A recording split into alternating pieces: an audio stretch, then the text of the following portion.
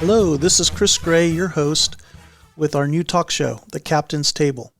Back in the 1800s, when ships would sail on long voyages, the captain of the ship would invite the passengers he considered to be the most interesting to sit at his table, which was elevated in the dining hall, and he would talk to them while the other passengers listened to the conversation.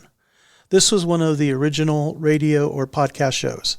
We are trying to bring that tradition back with our show where we will have some great conversations and some interesting guests. Today, we are fortunate to have as our guest Rick Tuttle. Hi, Rick. Hi, Chris. Let me tell you a few things about Rick. Rick, who in the summer of 1963 was a volunteer with the Student Nonviolent Coordinating Committee in Mississippi and in Georgia. He worked on the No on Prop 14, which is the Rutherford Housing Act campaign in California. He worked with Californians for Liberal Representation and the California Federation of Young Democrats. He worked on the Robert Kennedy 1968 campaign and later was elected to the LA Community College Board and as LA City Controller.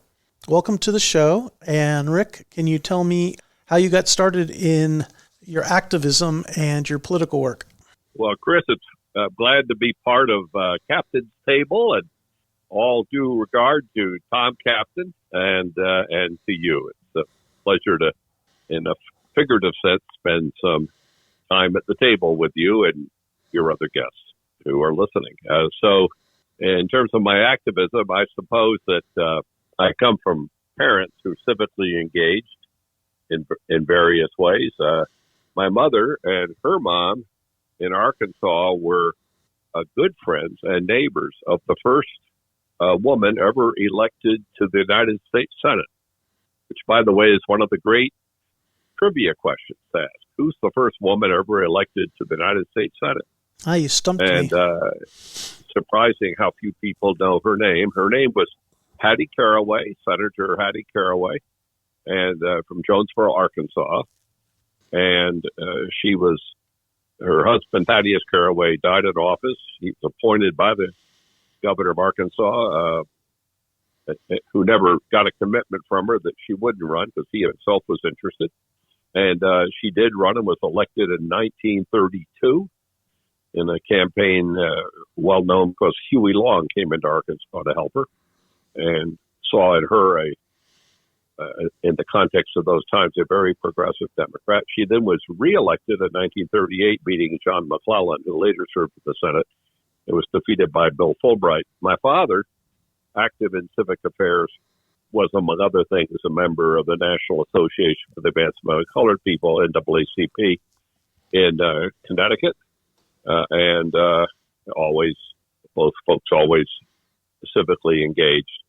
So by the time I came along, they were not directly in politics. I suppose my baptism personally was as a member of the Alpha Chi Rho fraternity in Connecticut at Wesleyan University, where, along with a number of other friends, some of your listeners may know the name of Bruce Corwin of blessed memory, or Steve Trott, the members of this house. We were the fraternity that had the highwaymen.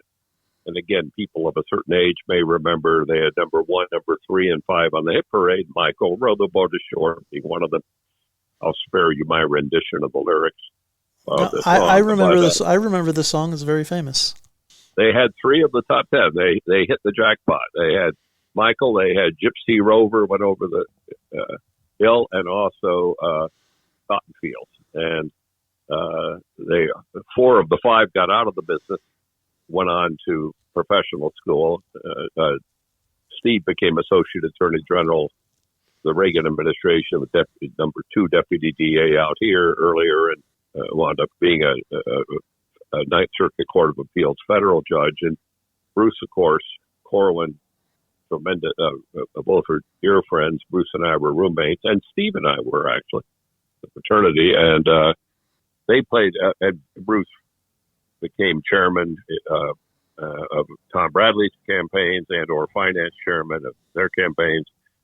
Any campaign I had, and a dear friend of some of our mutual friends, Howard Berman, and Henry Waxman, and so on. Anyway,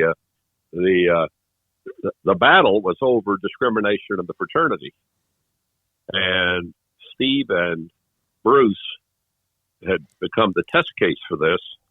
And upon their willingness to take the position that they would not join unless we got rid of the clause, they knew what they'd been briefed on, on exactly what to say. We basically fired our national after a year of trying to get them to comply, and became a fraternity called EQV, esse quam videre in Latin, to be rather than to seem to be. In other words, the racially discriminatory clause was the hidden clause. The religious clause was right out in the open, however. In any event, white Christians only. And we battled that. And as I reflect back on it, it didn't take a lot of courage to be for civil rights in the middle of the Connecticut River Valley at a liberal arts college.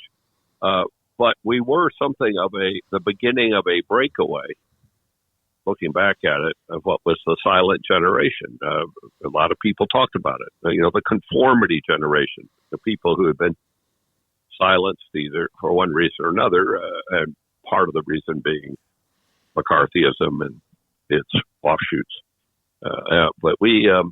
But that was something we lived. It was important to us, at the time, and I suppose the crucial thing, the case of me, I learned something about the vocabulary of civil rights. Also, I was appointed, Jay Levy, who was also in our fraternity, who's just retired, one of the leading AIDS researchers out of San Francisco. He's in our house. He got me on the Human Relations Committee of the college, and again, that furthered my interest. So that was step one, and step two. Go ahead, Chris. Oh no, I was just going to follow up saying that seems, both from your parents' side and from your initiation with civil rights issues in college, that led to you going to the South. So I'd love to transition to how you did that and what some of the memories were of the civil rights movement in the early 60s. Well, there are some things that stick in, I guess, any of our memories when, depending on the circumstances, and you get into a situation like that, the memories, it's all pretty vivid.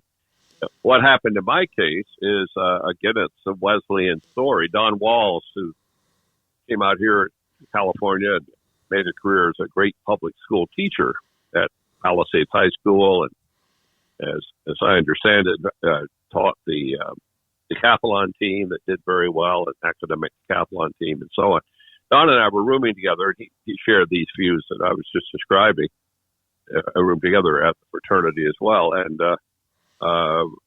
we had wanted to join the Freedom Ride when we learned of it, and learned that two Wesleyan professors, John McGuire, who later wound up out here as president of the Claremont Graduate Schools here in California, and David Swift, who was chairman of the religion department, and they joined William Sloane Coffin, who, as you may know, is immortalized in Gary Trudeau's Doonesbury as the Reverend Scott Sloane.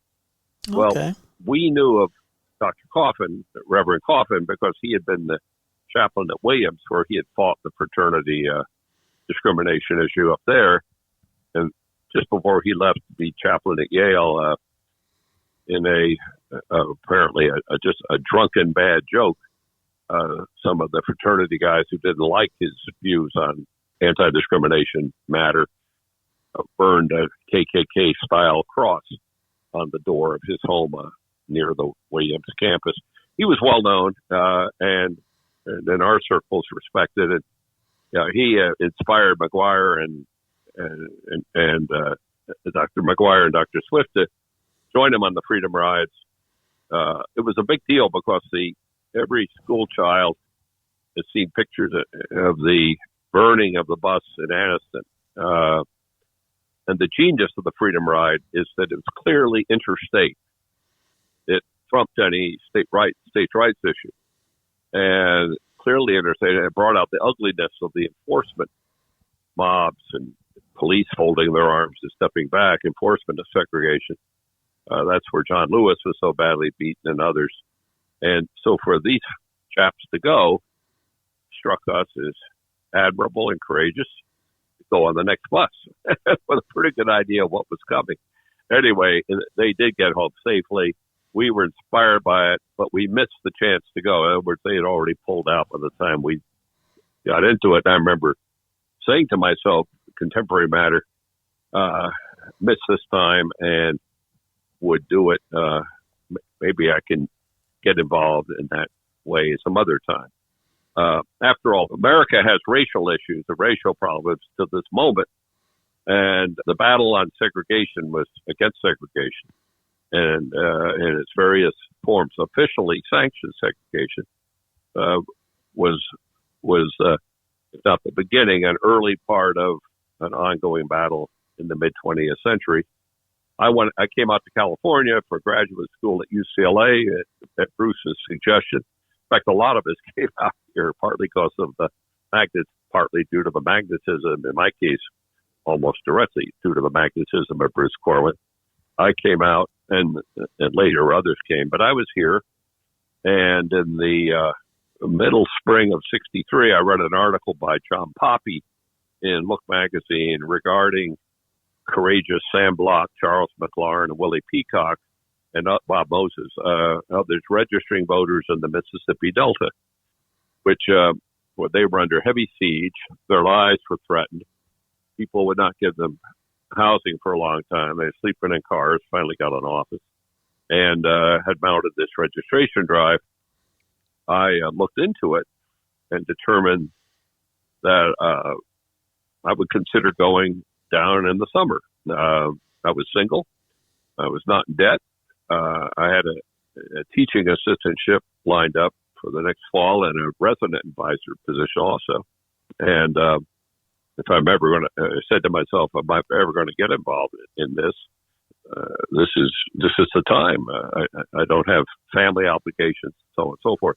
In any event, that idea was just below the surface, and then Birmingham fire hoses and what happened in the Birmingham, Bull Connor, Dr. King, and the children being smashed, their bodies being smashed by the velocity of the fire hoses. I determined at that point it's time to make it happen, and so I determined to go to down to registration. When I called my folks, my mother and dad got the call. I wasn't asking permission. I was 23 at the time. I wasn't asking their permission. I was telling them what I was going to do, and they were acting the way I would react these days as a grandparent or would have as a parent. But I remember my mother most memorably said, "Now, Rick," she said, "I'm from Arkansas." She said, "Not Mississippi. Don't go to Mississippi." And but I went anyway. And let me pause for a minute and see if you want to ask me anything else about all this before we get down to the experience itself. No, I understand where you're coming from, and no, please proceed and let me know how you got to Mississippi and why. I'll continue. So in any event, as it turned out, I had become acquainted. I played a role. Bob Patricelli, who was our student body president at Wesleyan, had made a campaign issue or developed an issue on the bringing of the National Student Association to Wesleyan.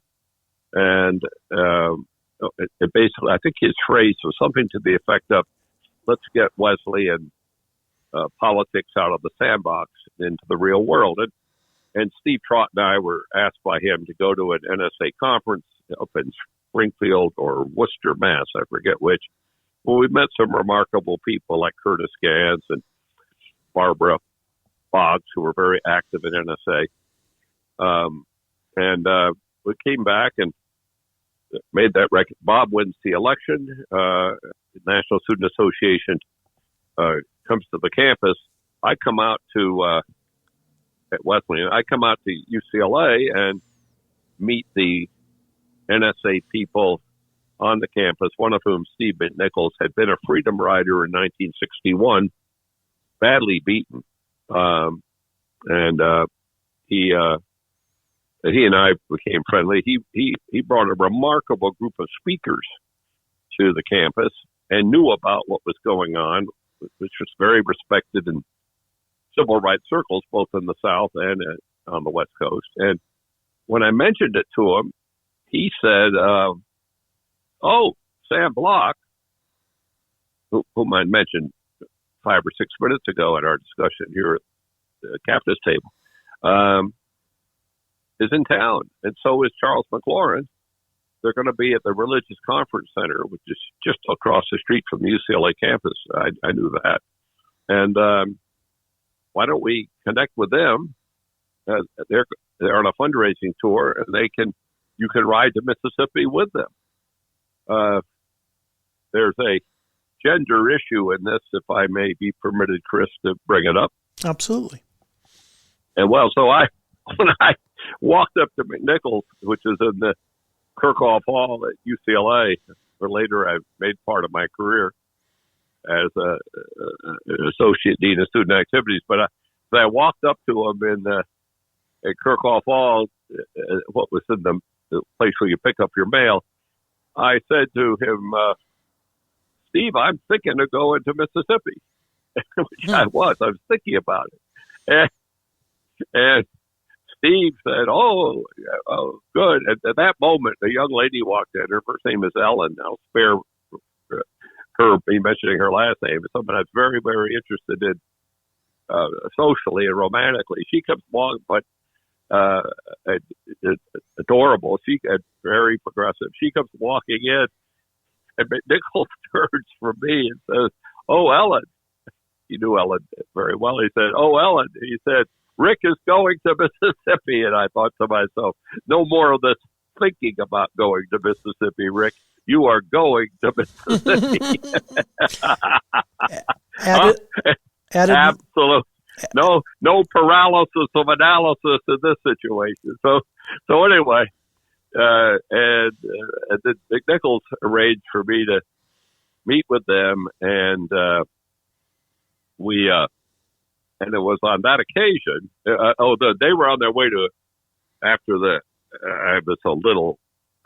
I think I'm blending 2 evenings, but went from an event at the Religious Conference Center, which was, I think, early evening, event, to a fundraiser being put on by Californians for Liberal Representation, CLR, which was a leading progressive political group in town. It was on the liberal wing of the liberal California Democratic Council, but also an independent operation. And at that event, they were taking a victory lap because they had been the major contributors to Congressman George E. Brown Jr.'s campaign for Congress, had significantly helped Tom Bradley in his first successful race for city council. It helped the Congressman Ed Roybal and Gus Hawkins. I walked in, and the idea was that McNichols and a man named Paul Albert, who was a dear friend, became a dear friend of mine and Steve's. And Steve said, "You must meet Paul Albert." Paul had the idea of giving me a letter from Congressman George Brown saying I was a volunteer, asked by him to go to Mississippi or to go to the South to observe voter registration procedures. It would make it clear I was not his staff as such. I was a volunteer observer. But the thinking was not that it would do me any official good, but if I were cornered by roughnecks, Klan people, things like that, it might keep me alive. They might beat me up, but it might not want to murder me if they thought I was federal. So, so I met them, but I didn't know at the time George Brown and Tom Bradley were standing next to each other along with Maury Weiner. That was how Maury Weiner's name was pronounced in those days. And what I did not know at the time later learned that George Brown and Tom Bradley at UCLA had roomed together at the co-op, and were very, very dear friends. And Bradley, about 15 years later, when I was in office, that they had a surprise fundraiser for me that Craig Ehrlich, who was a friend of mine, the student body president at UCLA, unbeknownst to me, organized. And the first thing out of Bradley's mouth, this was 1978, which was literally 15 years later, talking about when he first met me and when he heard from me that I was going to Mississippi, he said, "That damn fool going to Mississippi." And he said it with enormous fondness. That's great. Anyway, off we go, and we stay overnight somewhere. Sam and Block and Charles McLaurin and we drive to Mississippi, and I arrive, and I realized I knew this from the Look magazine article, the John Poppy's piece, but also from we spent a good many hours together.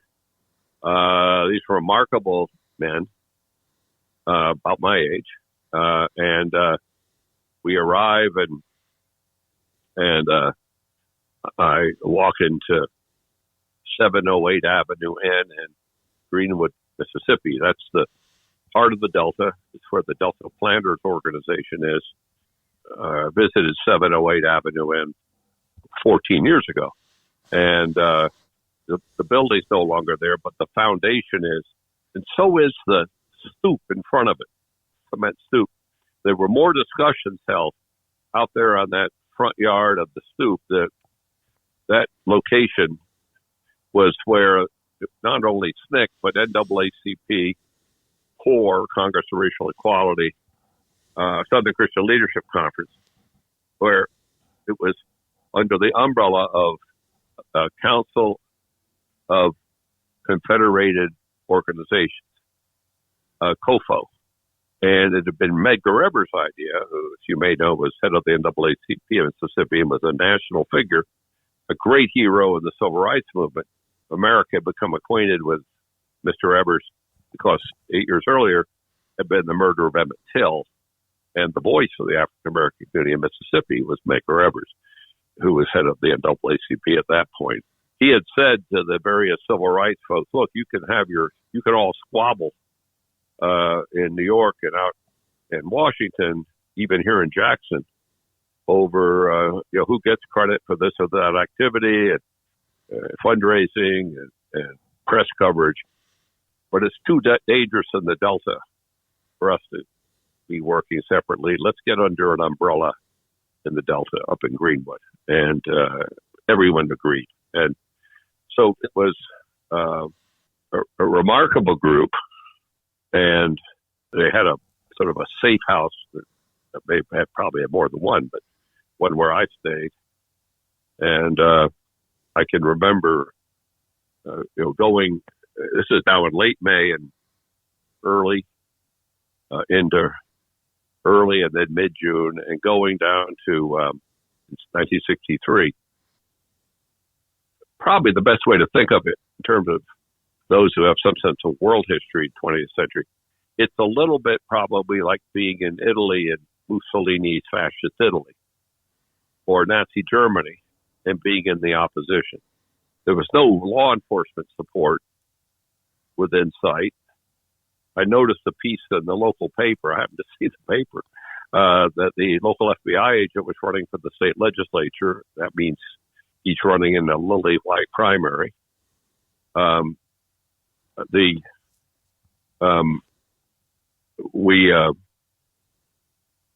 remember going to for example, a church situation where on a Sunday night, it wasn't a religious service, a voter registration rally. People gathered, and my main assignment was to say a few words, and which I would do, and basically be a kind of witness. The fact that there's you have allies in the North and the West, and we're there for you, which I literally was. And one of the more uplifting experiences also is to be with some of these remarkable people.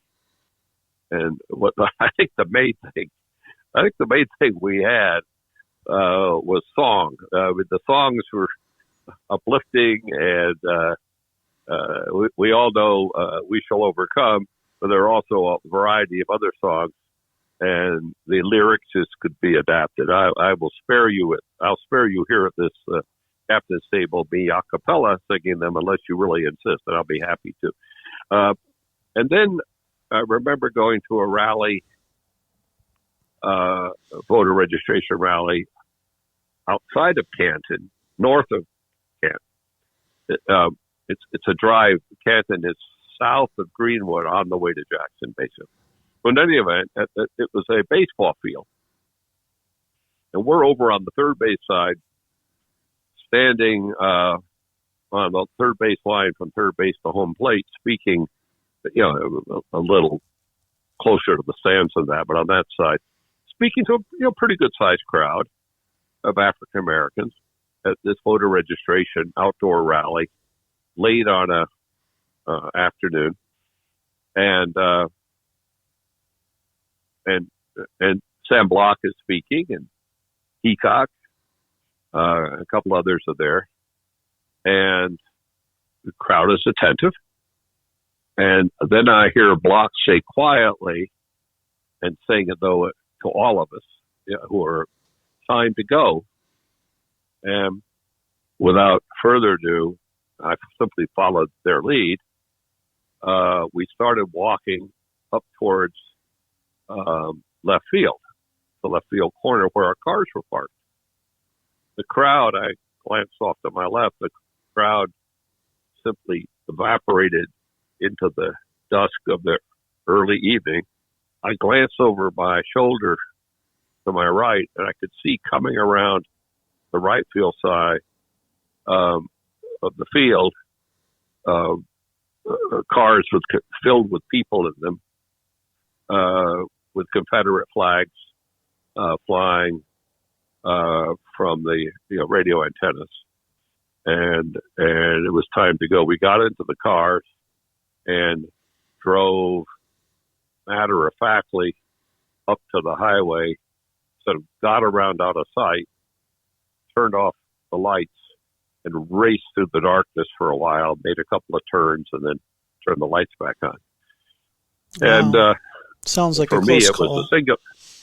Yeah, for me, it was a singular experience. I had very much the sense I was with people who'd been through this before, one way or another. They certainly had.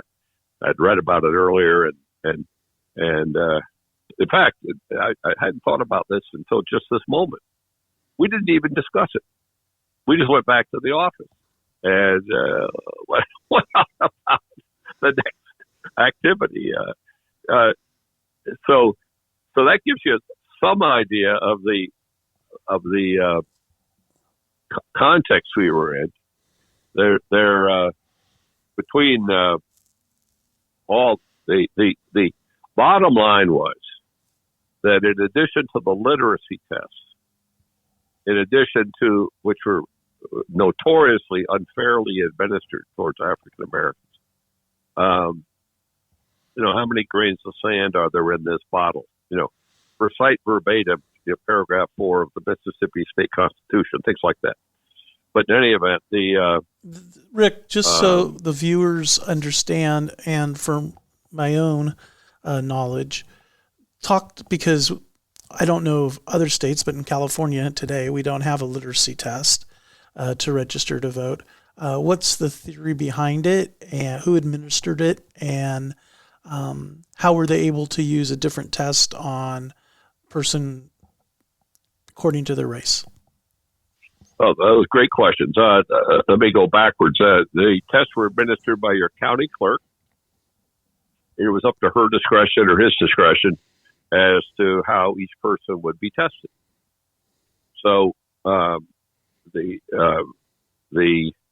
and they could ask the questions they wish to ask. and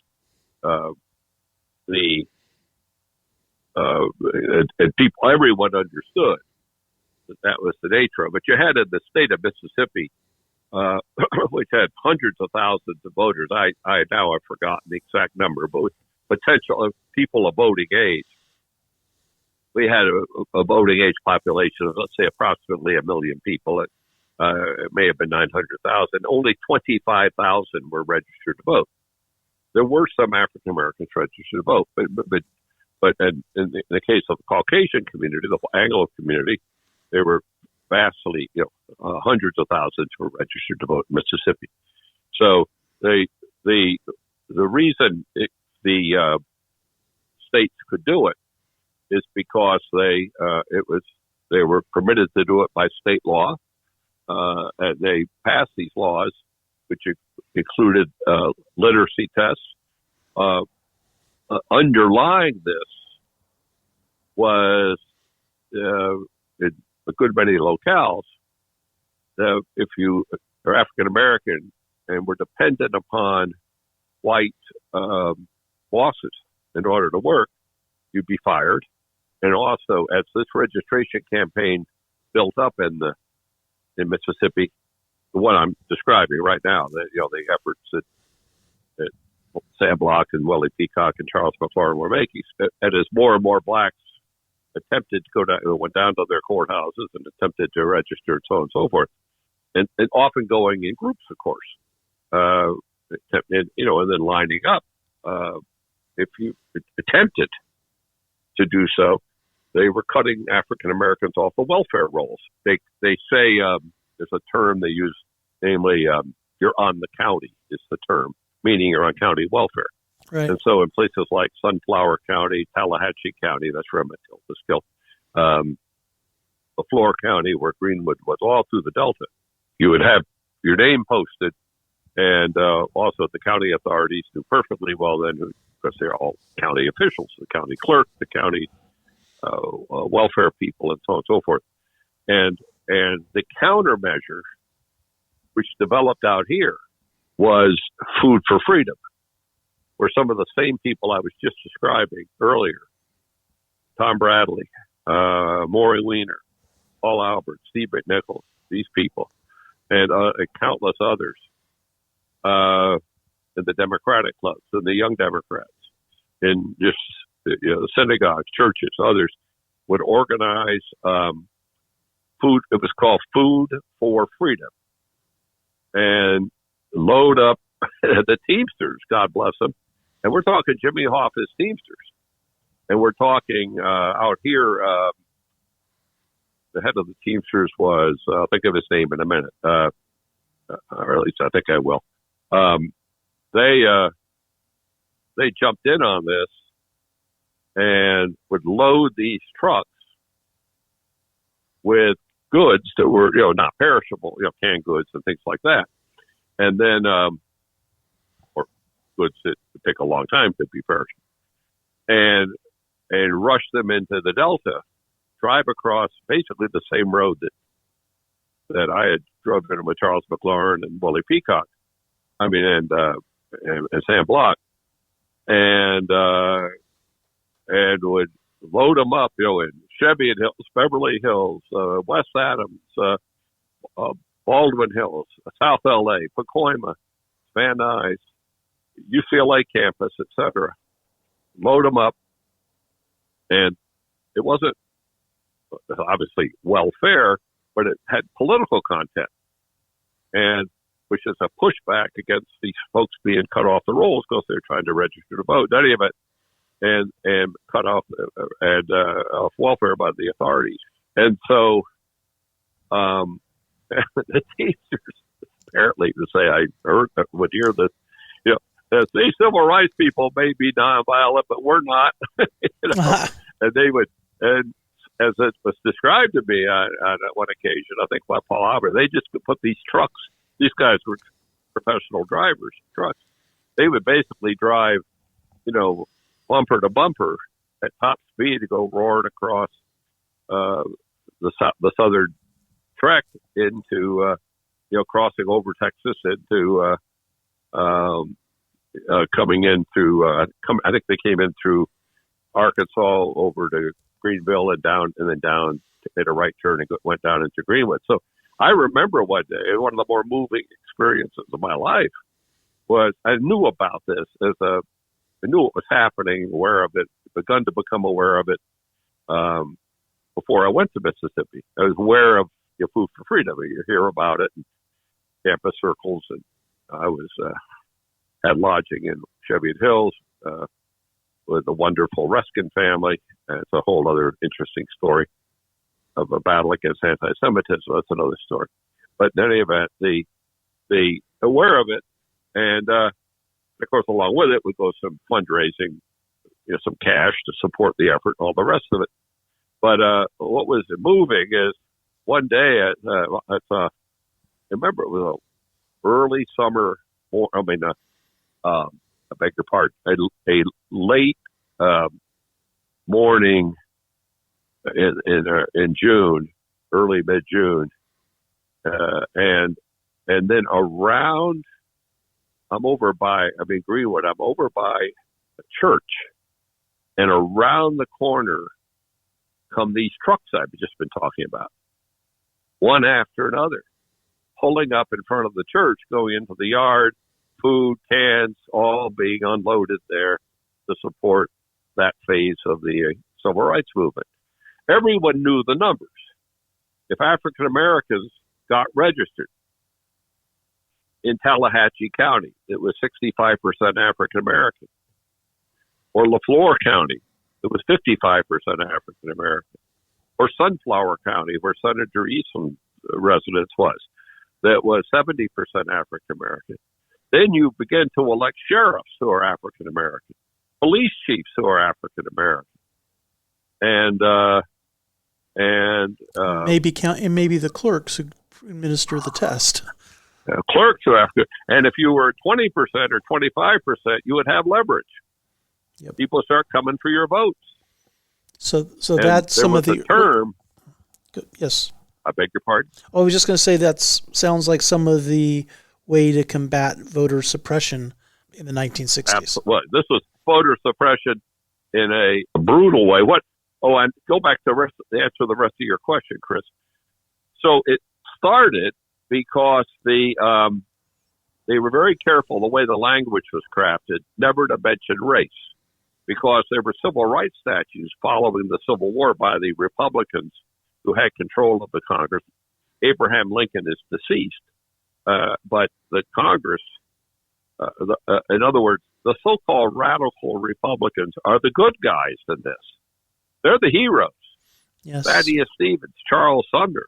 They're the ones who are doing the good work, and there was a phase with the combination of Lincoln issues the executive order after Antietam that we all know as the Emancipation Proclamation. That was part of it. Part of it also was the willingness of African Americans to go into combat to fight on behalf of the Union, on behalf of freedom. And they took casualties. And that movie Glory captures it, Denzel Washington, charging Fort Wagner. Fort Wagner was in what was called the belly of the beast, and namely Charleston, South Carolina. It's right up there with, coastal South Carolina was seen as being right up there with the Mississippi Delta in terms of ferocious opposition to modifying slavery. In any event, what happened is after the Reconstruction governments did have good vote, people could vote. The people who were not allowed to vote were those who had been insurrectionists, those who were leaders of the Confederacy. They had to sign loyalty oaths. Eventually, over a period of time, with primarily the use of terror, the assassinations, mass killings, and so on, over time, the Reconstruction governments were forced out, and but you had a series of not only the 13th, 14th, 15th Amendments, you also had statutes, 1870 statutes that were civil rights laws. But the way they did it was as it came out of that period, C. Van Woodward, The Strange Career of Jim Crow, is pretty good on this, is that in the 1890s, they began to craft legislation in the various states. They were in contact with each other, of course, using language that would give the kind of flexibility I was just describing 20 minutes ago to their county clerks, all reinforced by what I was just describing, cutting people off welfare or kicking them off their jobs. We're talking a lot of it, sharecropping and plantation work, that kind of thing, pushing people off out of those jobs, and also, of course, and then law enforcement itself, finding all kinds of excuses to incarcerate people, unlawful assembly, disturbing the peace, looking me in the eye or whatever the offense was. And then, and behind all that was mob violence. And what probably would happen in some settings, I'm speaking figurative here, not literal, but Klan and Klan type individuals would say to the local sheriff, whom they had helped elect in many cases, either you take care of it or we'll take care of it. And so in the case of the episode at the baseball field, I think everyone in our circle had heading to the cars, had the impression, here's a case where these guys are going to come over and give us a very, very hard time. Yeah, brutal suppression, like you mentioned. I do have a related question, Rick, not to sidetrack you, but after the Civil War, the African Americans, especially in the South, largely registered to vote, the ones that did, Republican, because they saw them as the good guys, as you said. When did the actual change to Democrat become the norm? Was it during the civil rights movement? After that? I'd be interested to hear. My impression is there's two phases. In the election of 1934 is generally seen as a major shift. In other words, until then, the African American community was the party of Abraham Lincoln, and the Democratic Party was seen correctly by the African American community, its leadership, as a party that was heavily compromised by Jim Crow, the weight of Jim Crow in the full measure of the party, in the Congress, in the national conventions, and on the tickets. Very often had Roosevelt ran with John Nance Garner of Texas, who was a segregationist, much more conservative. Al Smith ran in 28, Joseph P. Robinson from Arkansas, and so on and so forth. But as the Depression hit, and where Herbert Hoover, the president of the United States at the time, was perceived as not using the full powers of the government to help people who were destitute. Well, there are, of course, exceptions to this, but by and large, the most destitute of the destitute were African Americans. There are plenty of poor whites, too. I probably overstated that. I'll put it a little differently. African Americans would join poor whites. What they had in common was that they were very, very poor in the Great Depression, unemployed, where they might have had partial employment or low-wage employment. Now they're out of work completely. And there was a great mass of people, white and black, who were destitute. And there was a sense that Franklin Roosevelt was trying to help with the various projects, Works WPA, PWA, and then Civilian Conservation Corps, and so on and so forth. And I know that as a young man administering the National Youth Administration in Texas, Lyndon Johnson was well liked in the black community, not because he tried integration, but he saw to it that blacks got a fair shake. Same with Huey Long in Louisiana. That's what he did.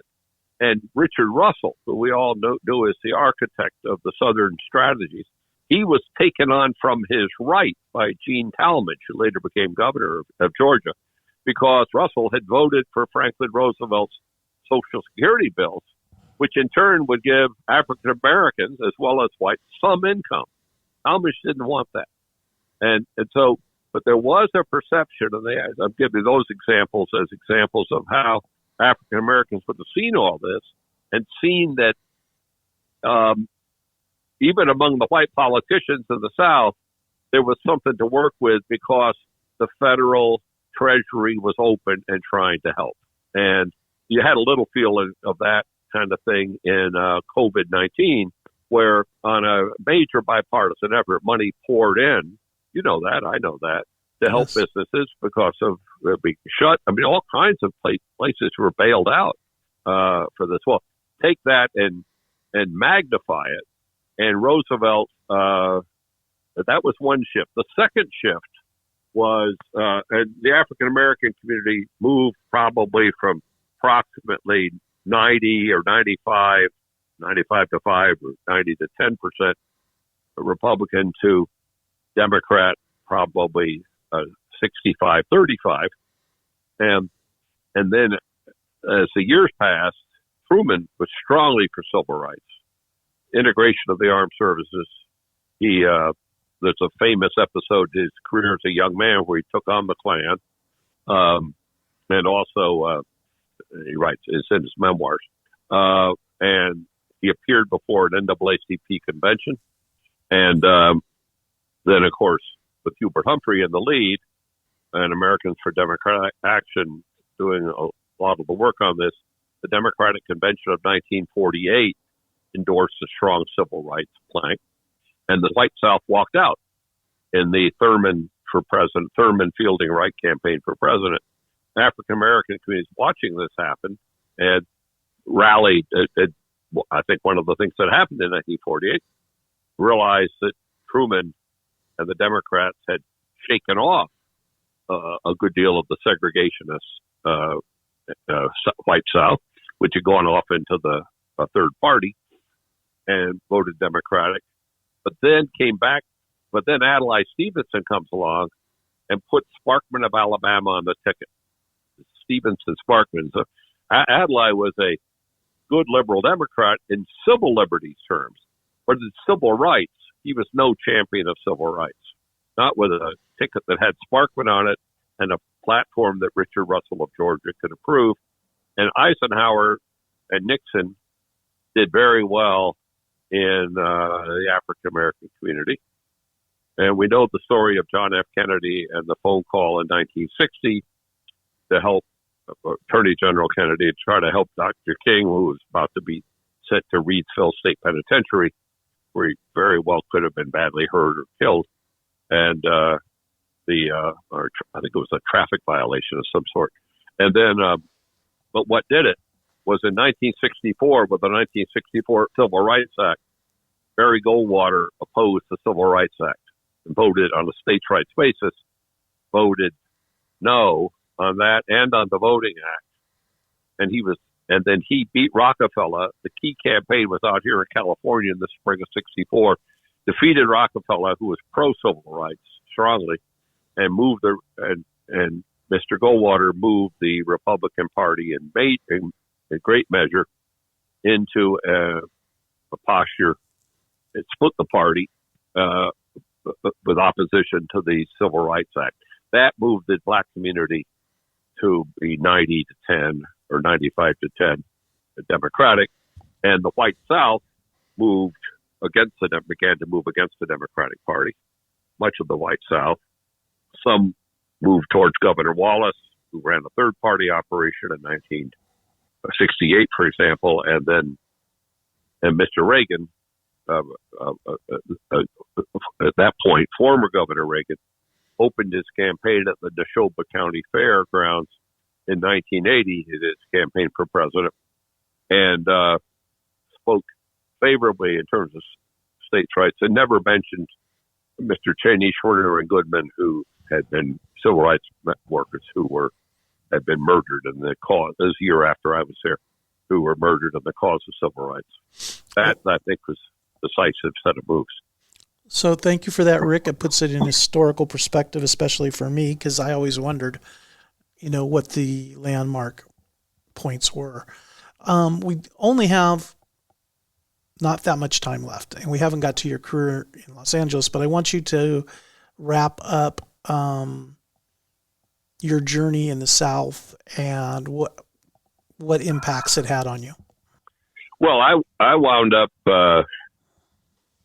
becoming involved along with Willie Peacock, and I was doing essentially what Peacock, we often called him by his last name, told me to do, and that is to help keep Mrs. Fannie Lou Hamer, Lawrence Keot, and 4 young ladies, June Johnson and Nell Ponder, and 2 others alive in Winona, where they were being beaten and brutalized. I remember calling Medgar Evers for bail money at Peacock's suggestion, and him saying, well, I'll call you back when I get home. I have to go out now. And we can't do anything about bail money this evening anyway. And so when he came back, he was probably thinking, oh, I need to call that fellow up in Greenwood on bail money for the Winona people. And about that time, I'm imagining he was thinking that, as he reached for his keys in his pocket, he was assassinated by Byron D. LeBeckwith. Wow. Now, Mr. D. LeBeckwith was from Greenwood, and he was reported to have said the next day, well, I killed so-and-so. I won't say what he said. And now I'm going to go after that white man up in Greenwood. I'm the white man. And they put me, realized that this was somebody who wasn't just rhetoric, and also that he could shoot. He could shoot from some distance, and knew I was there. So they put me under a blanket and got me up to Memphis and put me on a plane to the SNCC office in Atlanta.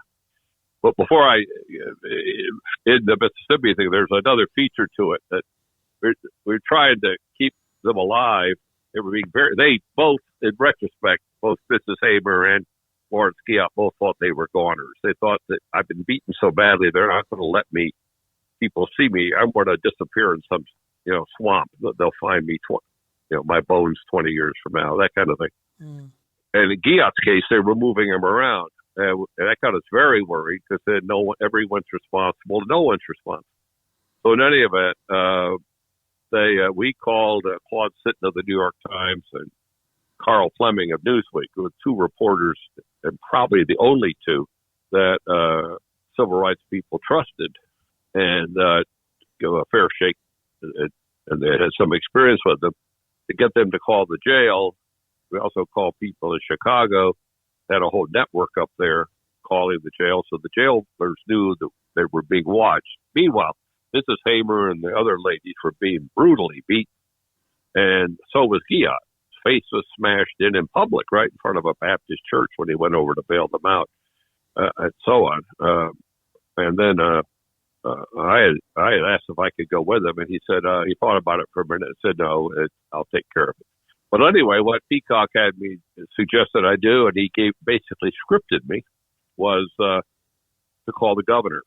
The arrest of the Mrs. Hamer's party had been affected by the highway patrol. So I called, and I got through to Governor Barnett. And obviously the reason Willie Peacock wanted me to call, I have a white voice. I explained who I was, volunteer, UCLA graduate student, and here helping, rather recently arrived here helping the civil rights effort and, the SNCC and so on, and explained that what was going on in Winona. And then at Peacock's scripting, I added, and Governor, if we don't hear from your folks as to where Keot is and how we can get these people out safely, we will have major demonstrations here in the Delta. We know you have your hands full, Governor, in Jackson, because Medgar Evers said being assassinated, all hell broke loose in Jackson. And it wasn't necessarily nonviolent. I said, this is what Peacock told me to say, when we got every police officer, fish and game warden, and everyone else you have deputized to try to deal with things in Jackson. And I can assure you there will be major problems up here in the Delta, nonviolent marches. And he said, Sonny, you threatened me. And I said, Governor, I've been here a couple of weeks. I'm not in a position to threaten anyone. I'm reporting to you what I've been told to tell you. And he said, well, I'll look into it. And an hour or two later, before our deadline, call did come and began to make the arrangements to get them out. Andy Young came over from Birmingham, where the integration of University of Alabama had just been happening. It was right at the time of President Kennedy's speech on behalf of civil rights, his famous speech. It was right in that period. And Reverend Young came over, and though I walked through the valley of the shadow of death was on my mind, and I probably said it, and he went over and bailed them out. I wind up in Atlanta and then on to Savannah, and I wind up in jail for a month and a half with Hosea Williams and Bruce Gordon and a group of other people. That'll be a story for some other time, I think, given your time constraints. Okay, thank you, Rick. Well, real briefly, what did they throw you in jail for? I was incarcerated with what were called peace bonds, or sometimes called good behavior bonds, and 6 people of the residents of the city of the county of Chatham County, city of Savannah, swore out warrants that I had disturbed their peace and their peace of mind with my activities. I was one of, I think, about 50 people. I was the only Caucasian, but one of 50 people who was arrested. The arrests included Hosea Williams, who is well known as the civil rights leader there for a while, Benjamin Van Clark, and others. And I was arrested because it was alleged I was at a particular demonstration that had bothered these people. It turns out, a night demonstration, turns out that one night I was not there. I had a bad cold, summer cold, stayed in.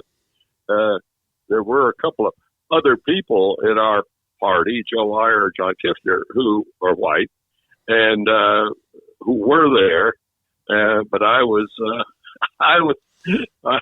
happened not to be there. I've been at other activities and marches, and also for a time they had me take an apartment in Savannah. One of the most darn fool things I ever agreed to do, because I had widely photographed by heaven knows what groups marching around, from their point of view, sticking out like a sore thumb.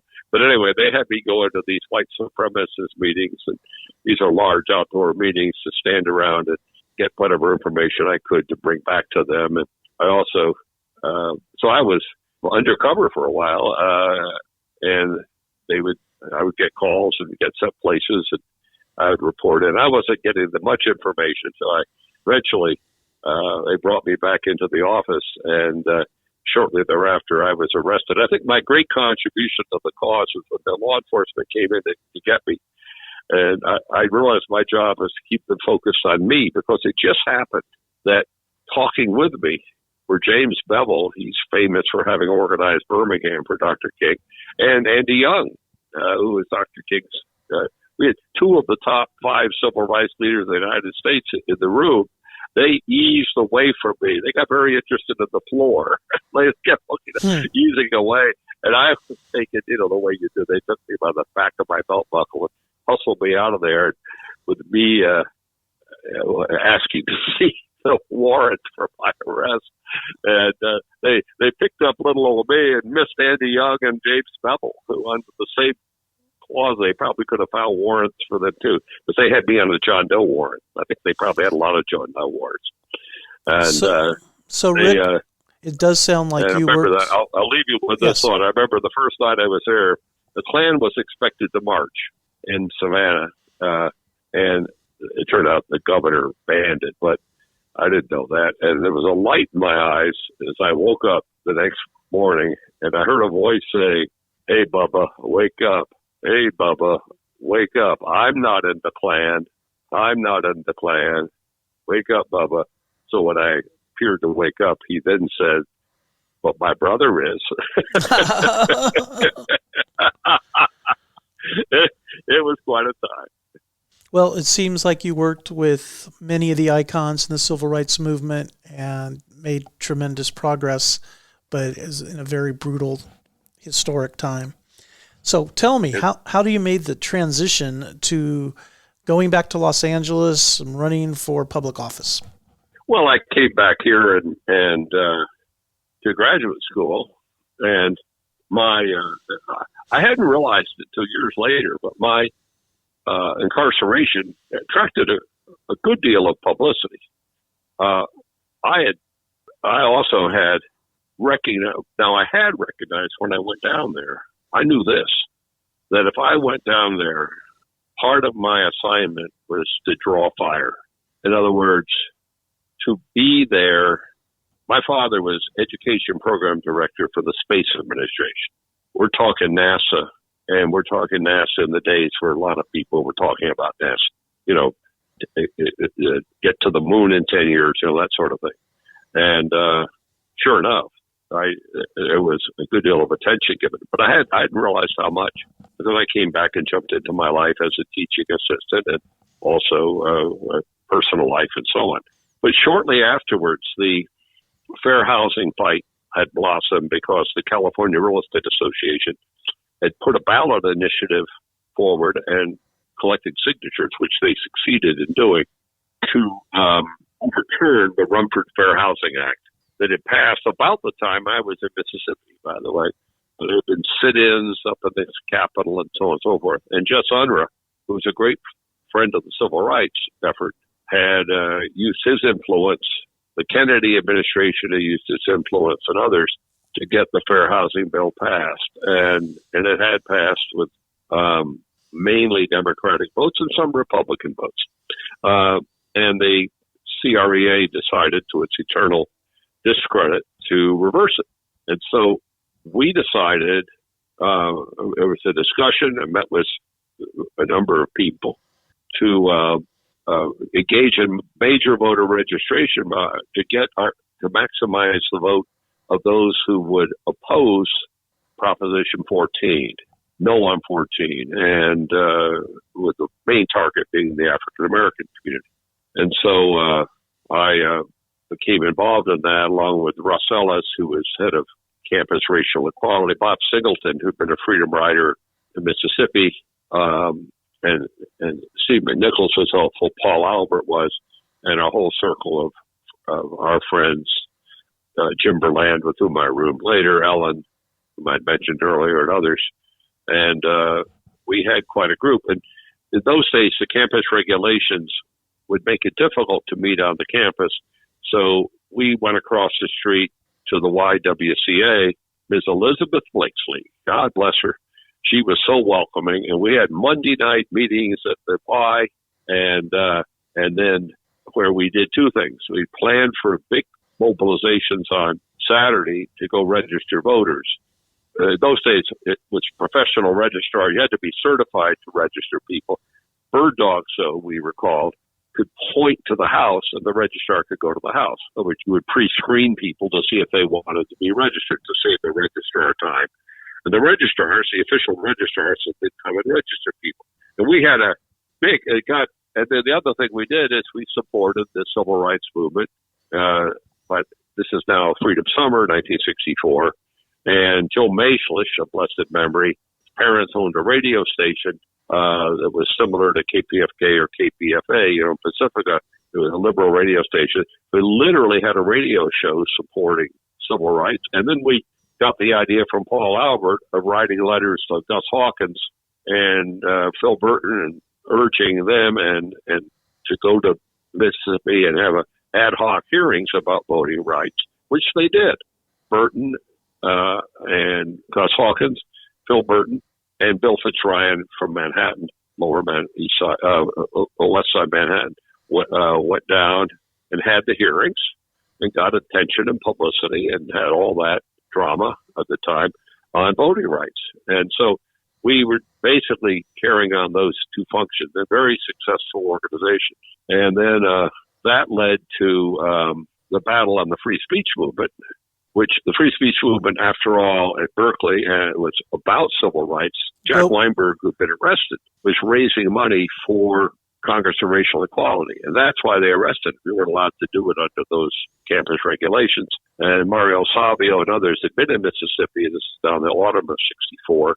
We had a companion effort here with effort to get a Me Too clause, and we had to sit it in front of the on the west side of the Murphy Hall, the administration building, in the drizzling rain. Think Valley Forge. There we were, a couple of hundred of us. The question is, would we go inside or not? And our negotiators were inside, negotiating basically for a Me Too with Berkeley, and which we eventually got. And we sat there. I remember looking over about 4 or 5 people over, and someone I had slightly acquainted with. There was Howard Berman sitting there with us, and there's a kind of special. I've never talked to Howard about this, but I looked at him that day and was watching him interact with some people who were giving him a hard time for being there. Some law students should have known better, by the way. And I was watching how Howard dealt with them, and I think it was at that point I fell in love with Howard Berman. Oh, fantastic! And then from there, some of us were involved in next year in James Jones's campaign, who African Americans running for the school board, and that cohort. And one last thing I should say is that I was in a phase in my own mind when I came back to be thinking more in terms of what we call direct action and political activities on that side of things. I was asked to come on the CLR board, and I was keeping them at arm's length.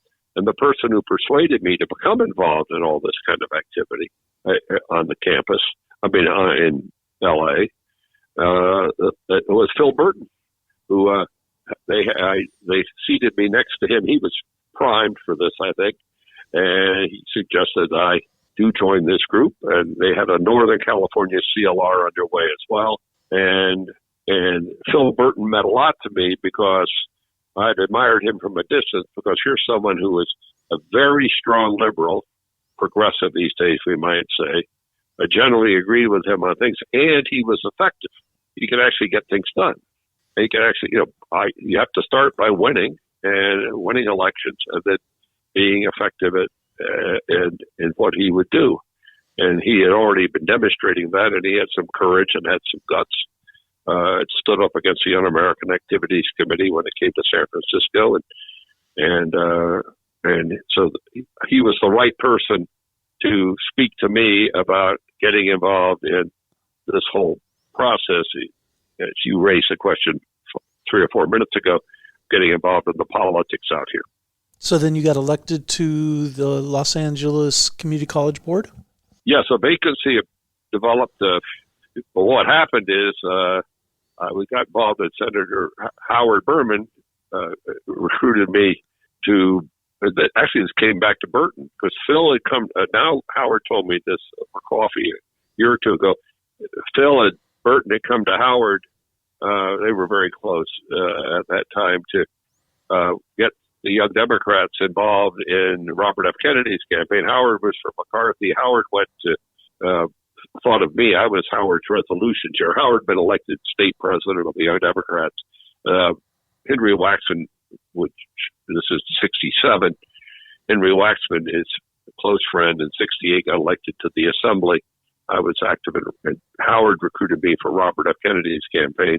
And that's where I met my lovely first wife of blessed memory, Buff Singer. I've twice been very, very lucky man in marriage, married to such wonderful and committed ladies, Rebecca Rona Tuttle now, and Muff Singer earlier. And we went through that campaign, and then Howard gets elected to the Assembly, becomes majority leader. Some years later, position opens up at the Community College Board for a selection. Ira Reiner moved on to city controller of LA, and I, with encouragement of some friends, applied for that position. And with Michael Berman's help and Howard's help and Muff and Saul Ryder, blessed memory, who was part of that CLR group and a dear friend, and Tom Bradley's help, I was able to get appointed, and then later, some years later, ran for and got elected. Again, with the help of the people I mentioned, Burt Margold, in addition, Terry Friedman and elected to the position of controller, and sort of the driving force and quarterback of these electoral successes, the remarkable Michael Berman. Yep. So I want to thank you for being on Captain's Table, Rick Tuttle, and you have led a very impactful life being a leader and working with other leaders to get important things accomplished.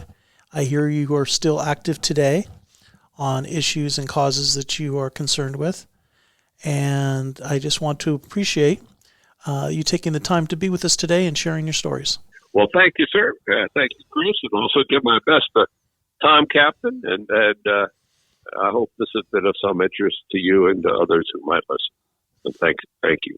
Thank you. And this has been Captain's Table, and we will be back and be with you at future dates. Thank you.